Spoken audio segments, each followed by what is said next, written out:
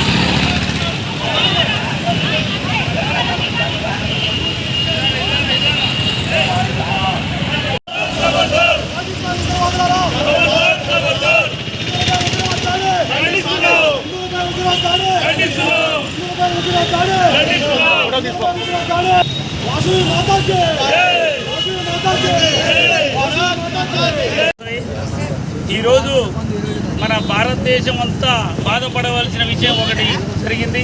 మరి జమ్మూ కాశ్మీర్లో మన పెహల్గాంలో మన భారతీయుల మీద, హిందువుల మీద పాకిస్తాన్ ఉగ్రవాదులు చేసినటువంటి ఘటన చాలా ఖండించదగ్గ విషయం. మరి మన వాసవి క్లబ్ ఇంటర్నేషనల్ తరఫున మన dynamic leader Vasavi club Vasavi diamond star KCF Idukula Ramakrishna గారు పిలుపు మేరకు మన 31 జిల్లాల్లో ఉన్నటువంటి వాసవ్యన్స్ అందరూ కూడా ఈరోజు మరి క్యాండిల్ ర్యాలీ నిర్వహిస్తున్నారు.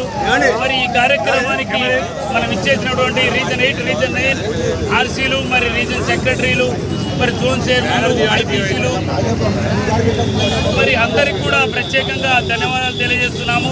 మరి మనందరం కూడా ఈరోజు దేశవ్యాప్తంగా ఖండించాలి. హిందువుల మీద, ప్రపంచంలో మొత్తం మీద కూడా హిందువుల మీద దాడి జరిగింది. మరి ఈ హిందువులందరూ కూడా ఐక్యతతో ఉండి మనందరం కూడా ఈ ర్యాలీ ద్వారా నరేంద్ర మోడీ గారికి సపోర్ట్ చేస్తూ ముందుకు పోవాలని కోరుకుంటున్నాము. ఈరోజు చనిపోయిన ఉగ్రవాద దాడిలో చనిపోయిన వారందరికీ మా వాసవి క్లబ్ ఇంటర్నేషనల్ తరఫున, మా అందరి తరఫున ప్రగాఢ సానుభూతి తెలియజేస్తున్నాము.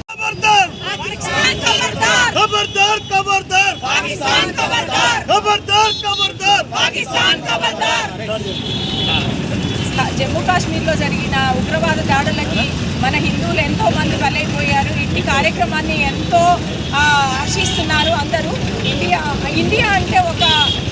నిల్వలేకుండా అయిపోతుంది. 60 సంవత్సరాల నుంచి ఆనాడు ఈ సింధు జలాలు ఒక తాగడానికి నీరు లేకపోతే ఎంతో అస్తవ్యస్తం అయిపోతాము. అలాంటిది సింధు జలాలు అనేది 60 సంవత్సరాల నుంచి ఇస్తున్నారు.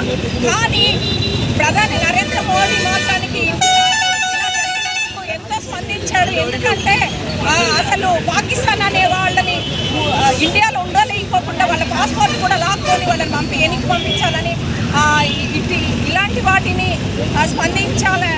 స్పందించడానికి ఎవరో కాదు ప్రధాని నరేంద్ర మోడీ ముందుకు వస్తే తప్పితే వాళ్ళ ఆత్మకు శాంతించదు. ఆ ఉగ్రవాదులు పట్టి వాళ్ళు ఎలా అయితే మనల్ని హింసించిండ్రో ఒక్కొక్కడికి 100 తూటాలని కాల్చవలసిందిగా అందరి మధ్యలో కాల్చితే కానీ వాళ్ళ ఆత్మ శాంతించదని ప్రధాని నరేంద్ర మోడీ గారికి మన అందరి తరఫున హృదయపూర్వక ధన్యవాదాలు తీసుకుంటూ ఏ నిర్ణయం తీసుకున్నా కూడా సార్ మీరు తీసుకుంటే తప్పితే కాదు ఇది. దయచేసి వాళ్ళ ఆత్మకు శాంతించాలంటే మాత్రానికి వాళ్లకు కఠినమైన శిక్ష విధించవలసిందిగా కోరుకుంటూ ఇట్టి అవకాశాన్ని ఇచ్చిన వాసవి క్లబ్ వారికి ప్రతి ఒక్క ఊర్లో కూడా ఒక హిందూ అనేవాడు ఉంటే మాత్రం కంపల్సరిగా స్పందించవలసిందిగా కోరుకుంటున్నాము. Thank you and one and all Vasavians అందరికీ కూడా మనల్ని చూసి ఇంకొకళ్ళ 4 స్పందించాలని మనస్ఫూర్తిగా కోరుకుంటున్నాము. ఏంటండి ఇంత కోదాళ్ళలో ఇంత జనాలు ఉన్నారు, ఒక ర్యాలీ తీస్తా అంటే ఒక 4 కూడా రాకోకుండా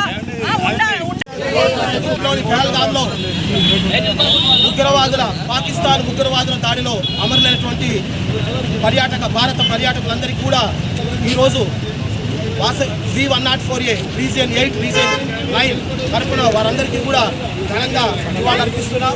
ఇది ఒక దుర్మార్గమైనటువంటి ఏమైనటువంటి చర్య. ఎందుకంటే భారతదేశం పాకిస్తాన్ ఎన్నో మంచి కార్యక్రమాలు కూడా ఒక దుర్మార్గమైనటువంటి చర్యగా పాకిస్తాన్ తీవ్రవాదులు మన భారతీయులు సుమారుగా 28 పైగా భారతీయులని